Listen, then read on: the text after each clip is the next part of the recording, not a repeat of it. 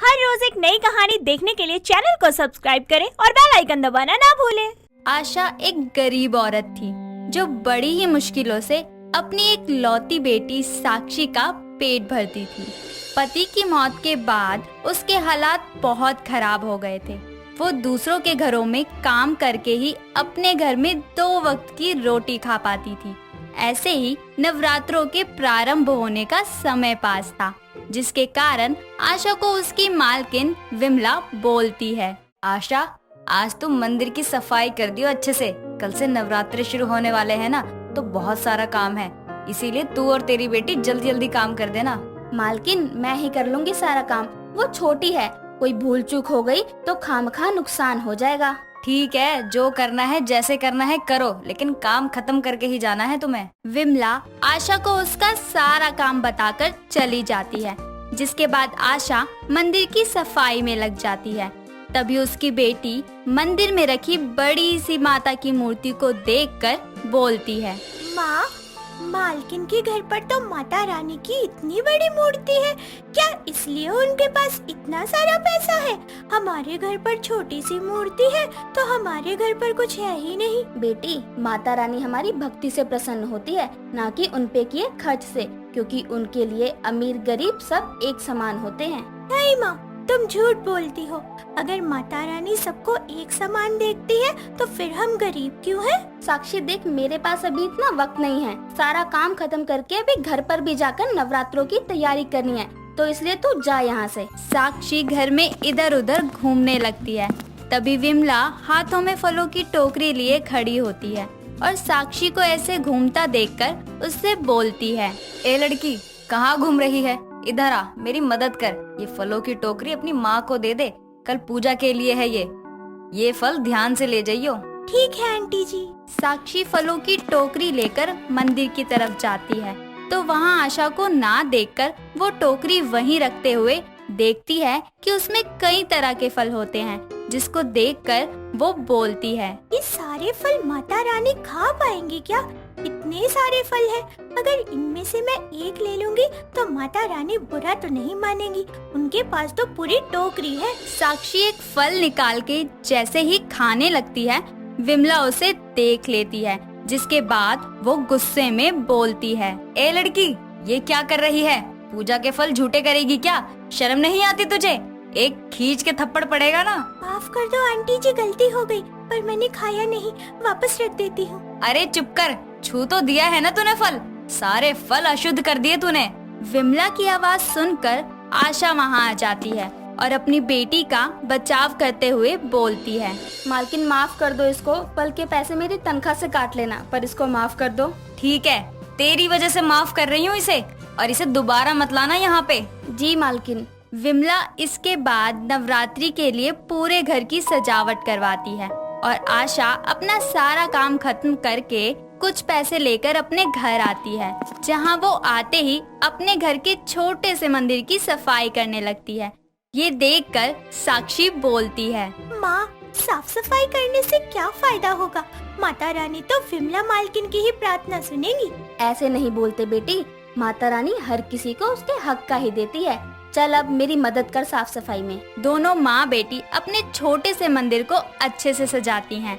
अगले दिन विमला के घर सभी तैयार होकर नए कपड़े पहनकर नवरात्रि की पूजा आरंभ करते हैं। माता को कई प्रकार के फल फूल चढ़ाते हैं, तो वहीं आशा मिश्री के दानों का भोग लगाकर माता रानी के नवरात्रों की शुरुआत करती है। दोनों ही घरों में माता का आगमन होता है, पर कितने अलग अलग ढंग से। अब आशा अपनी पूजा खत्म करके काम के लिए निकल रही होती है, तो साक्षी उससे बोलती है, माँ, आज से आपके उपवास है, आप सारा दिन भूखे पेट काम कैसे करोगी? मैं आपके साथ चलती हूँ, हाथ बटा दूंगी। नहीं साक्षी, तेरे को साथ लाने पर मालकिन पहले ही गुस्सा कर रही थी, आज कहीं सीधा घर से ही ना निकाल दे। ठीक है माँ, मैं घर पर रहकर तुम्हारा इंतजार करूँगी। आशा अपनी मालकिन के घर जाती है, जहाँ वो उपवास रखते हुए सारा काम करती है, और शाम को जाते हुए विमला उसको बचा हुआ खाना देते हुए कहती है, ले आशा, ये खाना ले जा, मैंने बाहर से व्रत के लिए खाना मंगाया था, तो ज्यादा आ गया, इसीलिए तू ले जा। मालकिन, मेरा उपवास है और बेटी के लिए मैं खाना बना कर आई हूँ, इसलिए माफ करना, इसकी जरूरत नहीं है। ठीक है, जाते जाते इसे फेंकते हुए जाना। आशा हाथ में खाना लिए बोलती है। हे माता रानी, किसी को इतना देती है कि उसको कदर नहीं होती और किसी को कुछ भी नहीं देती। अजब माया है तेरी माता। आशा उस खाने को ले जाती है और रास्ते में कुछ भूखे लोगों को दान कर देती है, जिसके बाद घर आकर पूजा पाठ करने के बाद साक्षी उससे बोलती है। हाँ, आज तो नवरात्रि का पहला दिन था। मालकिन के घर पर तो 56 भोग बना होगा, उन्होंने आपको नहीं दिया? बेटा, किसी के रहम से मिले 56 भोग हमारा पेट नहीं भर सकते, इसलिए जितना हमारे पास है उतने में ही खुश रहे। बाकी माता रानी सब देखती है, वो हमारे भी दिन बदलेगी। नवरात्रों के 8 दिन आशा भक्ति भाव से अपनी श्रद्धा के अनुसार माता रानी की पूजा करती है और अगले दिन कन्या पूजन के लिए आलू पूड़ी बनाने का सामान लाती है। लेकिन तभी विमला उसको अपनी बेटी के साथ घर आने के लिए संदेशा भिजवाती है। आशा को अपना सारा काम छोड़कर अपनी मालकिन के घर जाना पड़ता है, जिसके बाद वहां पहुंचकर विमला उसको 5 तरीके का भोग बनाने को बोलती है। सारा खाना बनाकर आशा उससे बोलती है। मालकिन, मैंने सारा काम कर दिया, अब मैं जाऊँ क्या? अरे रुक, कन्या पूजन में एक बच्ची कम आई थी, तो तू ये प्रसाद अपनी बेटी को दे देना ताकि मेरी पूजा सफल हो जाए, वरना माता रानी के 9 रूपों में एक कन्या भी कम पूजी तो मेरा व्रत सफल नहीं हो पाएगा। ठीक है मालकिन, दे दीजिए, फिर मुझे अपने घर जाकर भी पूजा पाठ करना है। कर रही हूँ। वैसे भी तेरी पूजा नहीं हुई तो क्या हो जाएगा, कौन सा तू करोड़पति बन जाएगी। उफ, इसमें डाल दिया है। आशा प्रसाद लेकर जल्दी जल्दी अपने घर जाती है और पूरी सब्जी बनाने के बाद माता रानी को भोग लगाती है। साथ ही आसपास के घरों से कन्याओं को निमंत्रण देती है, लेकिन कोई बच्ची नहीं आती। ये देख उसको बहुत दुख होता है और वो मंदिर के आगे रोते हुए बोलती है। हे माता रानी, मेरे से ऐसा क्या पाप हो गया जो आपने मेरा व्रत स्वीकार ही नहीं किया? बिना कन्या पूजन के मेरा व्रत कैसे संपन्न होगा माता? कोई भी देवी मेरे घर में कभी वास नहीं करेगी। हे माँ, इतनी कठोर ना बनो। अपनी माँ को ऐसे रोता देख साक्षी बोलती है। माँ, ऐसे रो मत। आप तो कहती हो ना कि माता रानी सबको एक समान देखती है, तो वो आपके उपवास को अधूरा नहीं रहने देगी। यकीन रखो माँ। हे माता रानी, अगर मुझसे या मेरी माँ से कोई भूल हुई है तो हमें माफ कर दो। मेरी माँ के व्रत स्वीकार कर लो माता रानी, मैं आपके आगे हाथ जोड़ती हूँ। दोनों माँ बेटी बहुत रोने लगती हैं। तभी उनके मंदिर से एक दिव्य प्रकाश निकलता है और पूरे घर में फैल जाता है, जिसके बाद उनकी आंखों के सामने माता रानी अपनी दुर्गा स्वरूप में प्रकट होकर दर्शन देती हैं। दोनों माँ बेटी ये देखकर हैरान हो जाती हैं और हाथ जोड़ते हुए बोलती हैं। हे माँ, मुझे तो यकीन ही नहीं हो रहा कि ये सब सच है। माँ दुर्गा साक्षात मेरे सामने है, ये मेरा कोई सपना तो नहीं है? नहीं मेरी पुत्री, तुम कोई स्वप्न नहीं देख रही। आज तुम्हारी पुकार सुनकर मुझे आने पर विवश होना पड़ा। मेरी पुत्री, तुम व्यर्थ ही चिंता कर रही हो। तुम्हारे व्रत तो कब के सफल हो गए और तुमने कन्या पूजन भी पूरे विधि विधान से किया है। पर माता, मैंने तो अभी तक किसी भी कन्या को भोजन नहीं करवाया, फिर आपने मेरा व्रत कैसे स्वीकार किया? पुत्री, पूजा तब सफल नहीं होती जब आप साक्षात देवी रूप कन्याओं को भोजन परोसे। पूजा तब सफल होती है जब आप उन कन्याओं को खिलाने वाला भोजन पूरी श्रद्धा भाव के साथ अपने हाथों से बनाओ। और तुमने विमला के घर पर ये सारा कार्य पूरे मन के साथ अपने हाथों से किया था। तुम्हारे व्रत तो उसी शुभ मुहूर्त में मैंने स्वीकार कर लिए थे। माता, आपने मेरी लाज रख ली। आपके दर्शन पाकर मैं धन्य हो गई। सच कहते हैं सब, भक्ति का फल अवश्य देती हो आप। जय माँ दुर्गा। आपका बहुत बहुत धन्यवाद माता, बहुत बहुत धन्यवाद। दोनों माँ बेटी आंखें बंद करके माता को धन्यवाद करती हैं। इतने में माता रानी वापस से मूर्ति में समा जाती हैं, जिसके बाद आशा माता को धन्यवाद करके अपनी बेटी साक्षी से बोलती है।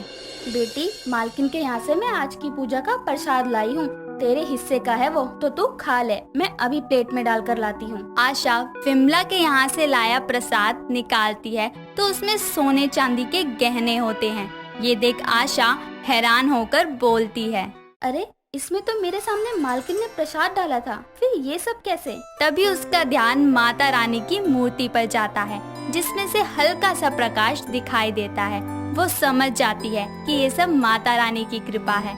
जिसके बाद वो उन गहनों की मदद से खुद का छोटा सा खाना बनाने का काम शुरू करती है, ताकि अपनी बेटी को एक अच्छा भविष्य दे सके। साथ ही हर बार माता रानी के नवरात्रे बड़ी ही श्रद्धा भाव से पूरे करती है।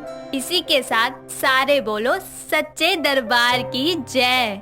पिया एक खुल के जीने वाली लड़की थी।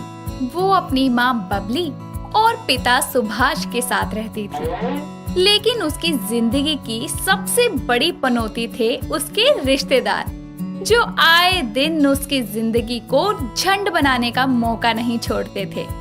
ऐसे ही एक दिन पिया के घर उसके गांव से 2 रिश्तेदार आते हैं, जिनका नाम सरला और जमुना होता है, जिन्हें देखकर उसकी माँ बोलती है, अरे सरला बहन जी और जमुना बहन जी, आइए आइए, स्वागत है। आ गए जी। और बताओ कैसे हो आप सब? बच्चे कैसे हैं? हाँ जी सब ठीक है। आप बताओ आप कैसे हो? सब बढ़िया जी बढ़िया। वैसे बच्चे नहीं दिख रहे। बेटा काम पर गया है, पिया अपने कमरे में है, अभी बुलाती हूँ। पिया नीचे आजा, देख गांव से मासियाँ आई हैं। पिया अपनी माँ की बात सुन लेती है और वो अपना सर पकड़ते हुए बोलती है, आ गए मेरे पनौती रिश्तेदार। हे भगवान, आपको मुझसे इतनी क्या दिक्कत है जो इन रिश्तेदारों को आए दिन राहु केतु बनाकर मेरी कुंडली में भेज देते हो। पिया अपने कमरे से नीचे आती है, जहाँ वो दोनों रिश्तेदारों को बैठकर नाश्ता करते देखती है और मन ही मन में बोलती है, अभी तो नाश्ता खा रहे हैं, थोड़ी देर बाद हमारा खून पिएगी। भैंस की आग, मन तो करता है ना इनके खाने में लूज मोशन की दवाई मिला दूं। पूरा दिन बाथरूम में पड़े रहेंगे ना, तब अकल आएगी। अरे आ गई पिया, बहुत बड़ी हो गई है तू तो। नमस्ते मासी, कैसी हैं आप? कैसे आए, कब जाएंगी? अरे रे, इतने सारे सवाल, वो भी एक साथ। सब ठीक है, और अभी तो आए हैं, 2-4 दिन रहकर ही जाएंगे। माँ आप इन सब के साथ नाश्ता करो, मैं थोड़ा बाहर जा रही हूँ अपने दोस्तों के साथ। इतना कहकर पिया घर से निकल जाती है और अपने दोस्त अभी को मिलने बुलाती है। कुछ देर में अभी अपनी बाइक से पिया की बताई जगह पर आता है, जिसके बाद दोनों साथ में एक कैफे में कॉफी पीने जाते हैं और वहाँ जाकर पिया उससे बोलती है, यार मेरे घर पर 2 पनौती आई हुई है। यार जब भी कोई रिश्तेदार आता है ना मेरा घर, मुझे अपना घर है ना जेल जैसा लगने लगता है। मन करता है बस भाग जाऊं वहाँ से। पर ऐसा क्यों? कुछ कहती है क्या वो? कुछ? अरे ये पूछो, क्या कुछ नहीं कहती। मेरे बाहर जाने पर तो उन्हें इतनी प्रॉब्लम है ना कि जैसे ही मैं बाहर निकली तो मेरी मम्मी को बोलेगी, बबली लड़की को ऐसे घर से बाहर मत जाने दिया करो, कहीं कोई ऊंच नीच हो गई तो। अच्छा, और क्या क्या बोलती हैं? ज्यादा देर सो जाऊं तो बोलेंगी कि लड़की है, इतनी देर नहीं सोना चाहिए, साला एग्जाम हमारा होता है, टेंशन ये लेते हैं कि रिजल्ट क्या आएगा, आगे क्या करना है। जैसे तो इन्होंने अपने बच्चों को प्रधानमंत्री बनाकर छोड़ दिया। अरे बस बस, तू तो प्यार का पंचनामा की पूरी कार्तिक आर्यन हो रही है। उसको गर्लफ्रेंड का रोना था, तुझे रिश्तेदारों का। चलो मैं जाती हूँ यार, फिर कभी मिलूंगी तुमसे। इतना बोलकर पिया घर आ जाती है, जहाँ आकर वो देखती है कि उसके पापा काम से आने के बाद उन रिश्तेदारों के साथ बैठे हैं और वो पिया को देखकर बोलती है, आ गई प्रिया, देख तेरे लिए रिश्ता बताया है। मुझे नहीं देखना और ना ही मुझे शादी करनी है। पर बेटा एक ना एक दिन तो करनी ही है ना, और यही सही उम्र होती है शादी करने की। मेरी तो 16 की उम्र में शादी हो गई थी। अरे हमसे तो किसी ने पूछा भी नहीं था, बस जहाँ उन्होंने बोला आंख बंद करके कर ली शादी। पर मैं आपकी तरह अंधी नहीं हूँ, भगवान ने मुझे 2 आंखें दी है सही सलामत। मेरी जिंदगी है, मेरा फैसला है कि मैं क्या करूँ और क्या नहीं। पिया, ये क्या तमीज है बड़ों से बात करने की, और क्या गलत बोला इन्होंने? तेरी उम्र ही हो गई है शादी लायक। देखिए पापा, मुझे इस वक्त आपसे कोई बहस नहीं करनी, कहीं मैं गुस्से में कुछ ऐसा ना बोल दूं कि आप सबके कानों से खून निकल जाए। इतना बोलकर पिया अपने कमरे में ऊपर जा रही होती है। तभी पीछे से उसके पिता गुस्से से बोलते हैं, देख रही हो ना, ये ज्यादा आजादी देने का नतीजा है। हमेशा लाड प्यार से रखा, इसलिए आज हमारी इज्जत नहीं है। अरे ऐसा नहीं है, वो थोड़ी गुस्से में है, शादी की बात सुनकर अपसेट हो जाती है, और वैसे भी अभी उम्र ही क्या है। अभी नहीं है तो? सुभाष इससे आगे बोलता इतने में ही उसके फोन पर उसकी साली राधा का कॉल आता है और वो कॉल उठा के बोलता है, और राधा कैसी है? मैं तो ठीक हाँ, तुसी दसो ठीक हो? दीदी ठीक है? पिया ठीक है? यही है तेरी दीदी, स्पीकर पर है फोन, सब सुन रही है। और दस तू आना नहीं है? पिया दा ब्याह रख लो तो मैं आ जावांगी। सीढ़ियों पर खड़ी पिया ये बात सुनकर गुस्से से लाल पीली हो जाती है और नीचे उतरकर अपने पापा से फोन छीनकर बोलती है, अब आपको दिल्ली बुलाने के लिए मैं अपनी जिंदगी की ऐसी तैसी करवा लूं? हमने कभी बोला कि हम वहाँ पर आएंगे जब आप अपने बच्चों की शादी करेंगी? अरे यार हद है, थोड़ी तो शर्म कर लो। आपको घूमने का मौका दे रहे हैं तो आराम से आ जाओ ना, मेरी जिंदगी की वाट क्यों लगा रहे हो? अगर दोबारा आपने ये बात बोली ना, मैं आपके घर में घुस के मारूंगी। पिया की ऐसी बातें सुनकर उसके पिता उसे एक थप्पड़ लगाते हुए बोलते हैं, शर्म आती है या नहीं? ये कैसे बात कर रही है? ज्यादा सर चढ़ गई है। पापा क्या सर पे चढ़ गई हूँ मैं? बताओ मैंने क्या गलत कह दिया? अरे आपकी आंखों पर तो इन रिश्तेदारों की बातों की पट्टी बंधी है, जरा उसे खोलिए देखिए, ये आपकी बेटी का फ्यूचर डिसाइड कर रहे हैं। अरे किसने हक दिया है इन्हें मेरी लाइफ में दखल अंदाजी करने का? मुझे कब शादी करनी है, कब बच्चे पैदा करने हैं, क्या ये लोग मुझे बताएंगे? देखो कैसे जुबान लड़ा रही है, इसलिए कहते हैं बच्चों को इतनी छूट मत दिया करो।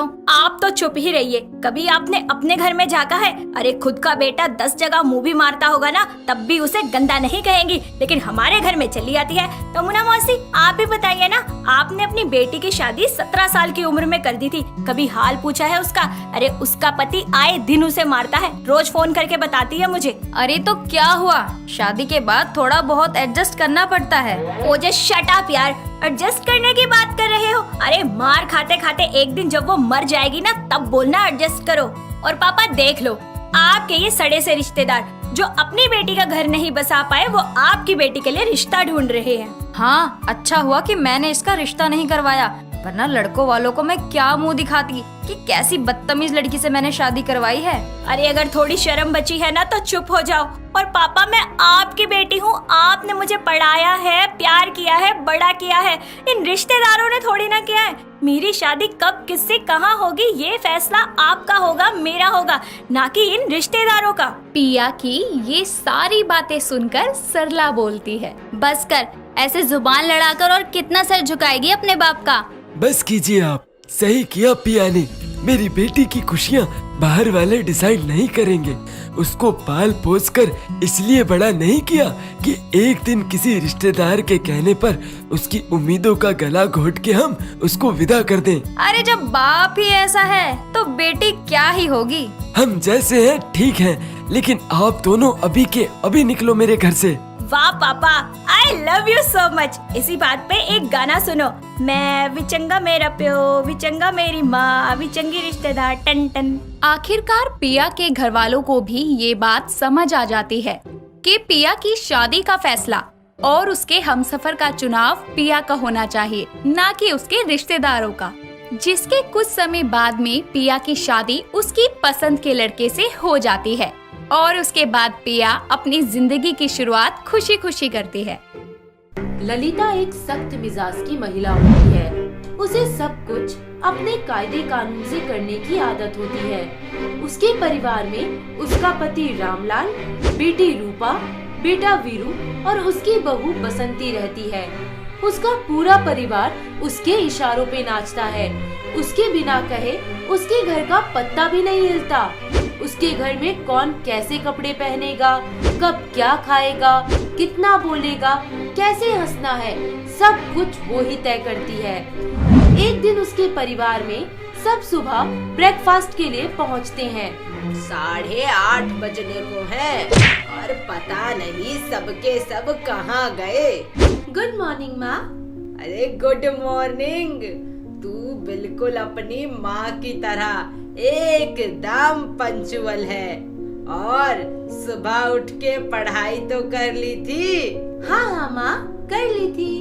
बहू रानी, अरे अब तक नहीं आई?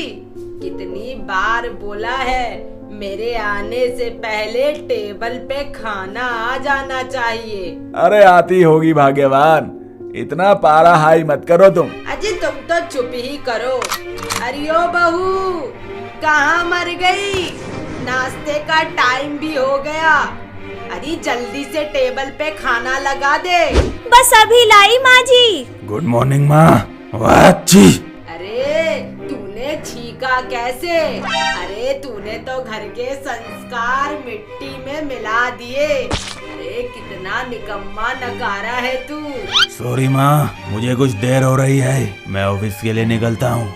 वीरू अपनी माँ ललिता को सॉरी कह के ऑफिस निकल जाता है और उसकी बहू बसंती घर के कामों में लग जाती है। घर के काम करने के बाद वो अपने पति वीरू को फोन करती है।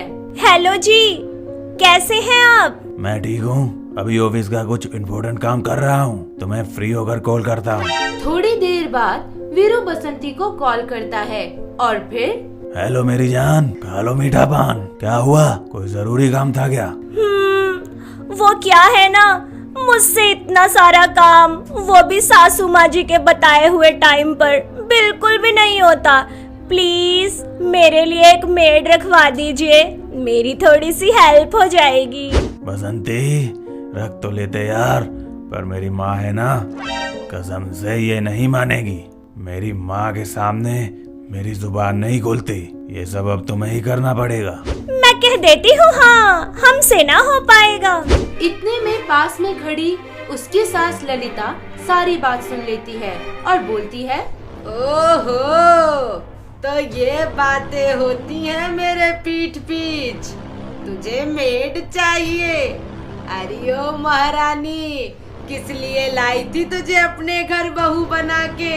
अरे नास पीटी, काम कर घर के, वो भी फटाफट। ठीक है, करती हूँ, पर मैंने कुछ गलत भी तो नहीं बोला। दुखी बसंती चुपचाप वहाँ से रोते रोते अपने कमरे में चली जाती है और घर में हो रहे बवाल की आवाज सुनकर बसंती के ससुर रामलाल भी वहाँ आ जाते हैं और अपनी बीवी ललिता से कहते हैं, अरे क्या हो गया भाग्यवान, क्यों घर सर पे उठा रखा है? अरे इस करमजली को घर के लिए नौकरानी चाहिए। सही कह रही हो बहू, सारा दिन घर के कामों में लगी रहती है। मैं तो कहता हूँ एक नौकरानी लगा ही लो। अजी तुम तो चुप ही रहो। नौकरानी नौकरानी तो फिर क्या करेगी बहू रानी? अरे हद है यार, तुम करोगी वही जो तुम्हारा मन करेगा। असी फुद्दू है। अच्छा तो मैं मनमानी करती हूँ? अरे जाओ तुम। अपनी बीवी ललिता के बर्ताव से रामलाल परेशान होकर दूसरे कमरे की तरफ चला जाता है।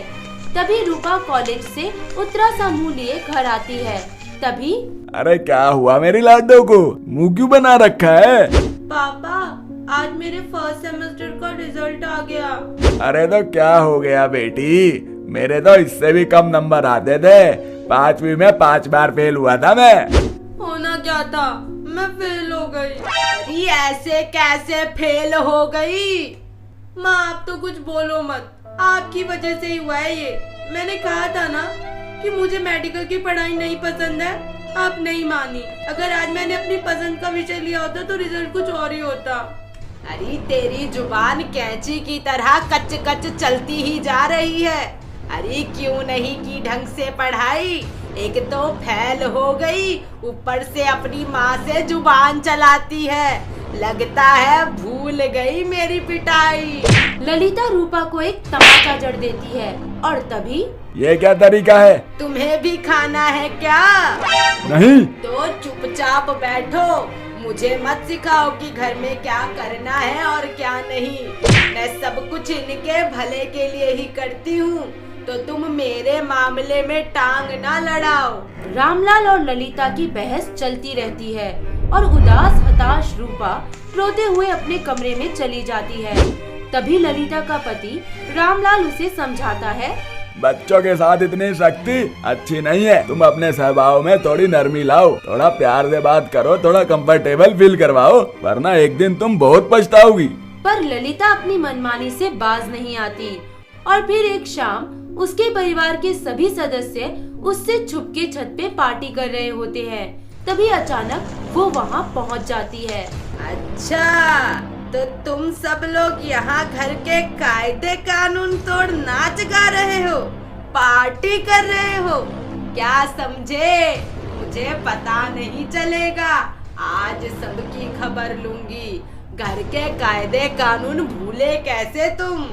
माँ, बस बहुत हो गया। हम सब तंग आ गए हैं तुम्हारे इस कायदे कानून से। अब पानी सर के ऊपर बह चुका है, हम नहीं रहेंगे आपके साथ। यूं कि बोलूंगी तो बोलोगे कि बोलती है, पर घर वालों आज ये बसंती चुप नहीं रहेगी। माँ जी, आपके कायदे कानून ने तो हमारी जिंदगी का मानो चैनो सुकून ही छीन लिया। सही कह रही हो भाभी, मुझसे भी ना माँ के ये कायदे कानून बर्दाश्त नहीं होते। मैं भी माँ के साथ नहीं रहना चाहती। अरे जाओ जाओ, सब जाओ, मुझे छोड़ के। तुम्हें क्या लगता है कि मैं तुम्हारे बिना नहीं रह सकती? ललिता का बेटा वीरू, बहू बसंती और बेटी रूपा घर छोड़ के चले जाते हैं। तभी रामलाल वहाँ आ जाता है। ये बच्चे कहाँ जा रहे हैं? अजी जहन्नुम में जाए ऐसे बच्चे। ये कैसी बातें कर रही हो? बच्चों के बिना घर नहीं लगेगा। अजी सही कह रहे हो, पर अगर इन्हें हमारी फिक्र नहीं है ना, तो हम इनकी फिक्र क्यों करें? देखो ललिता, मैं तुम्हें समझा रहा हूँ, ये सब भूल जाओ और गुस्सा थूक दो। ऐसे कैसे भूल जाऊं? तुम तो चुप ही बैठो, आए बड़े। ललिता बहुत दुखी हो जाती है और उसकी आंखें भर आती हैं। उसे अपने किए का पछतावा होने लगता है। तभी वहाँ रामलाल आ जाता है और कहता है, अरे मुझे विश्वास नहीं हो रहा मेरी आंखों पर, मेरी हिटलर बीबी रो रही है।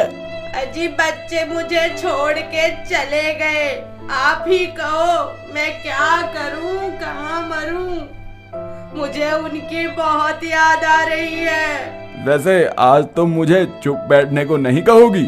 अजी क्या कह रहे हो आप? मुझे अपनी गलती का एहसास हो रहा है। मैंने कुछ ज्यादा ही सख्ती कर दी थी। मुझे अपने बच्चों के पास ले चलो, ये घर उनके बिना तो काटने को दौड़ता है। चलो अच्छा है, लौट के बुद्धू घर को आए। इस तरह कायदे कानून वाली ललिता की अति का अंत हो जाता है और वो अपने बच्चों को आजादी से रहने देती है। रामलाल फोन करके अपने बच्चों को घर वापस बुला लेता है और अपनी माँ के इस बदले स्वरूप को देख ललिता के बच्चे खुशी से झूम उठते हैं। इस तरह उनका पूरा परिवार अब खुशी खुशी बिना सख्त कायदे कानून के एक साथ प्यार से रहने लगता है। अगर आपको ये वीडियो पसंद आया हो तो इसे लाइक कीजिए, चैनल सब्सक्राइब कीजिए और कमेंट करके बताइए कि भविष्य में आप कौन सी कहानी देखना पसंद करेंगे।